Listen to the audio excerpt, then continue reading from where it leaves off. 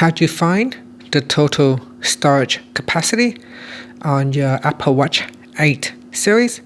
First, press on the crown button to go back to the watch face. And from the watch face, press on the crown button. Once you are in the app screen, tap on the settings icon. Then you want to go down and tap on General, and then tap on About. Next, swipe up to go down, and here you'll be able to find the capacity or the storage of your Apple Watch 8 series. And on this Apple Watch, it has 32 GB of storage capacity. And that's it. Now you can press on the crown button to go back to the watch face. Thank you for watching this video.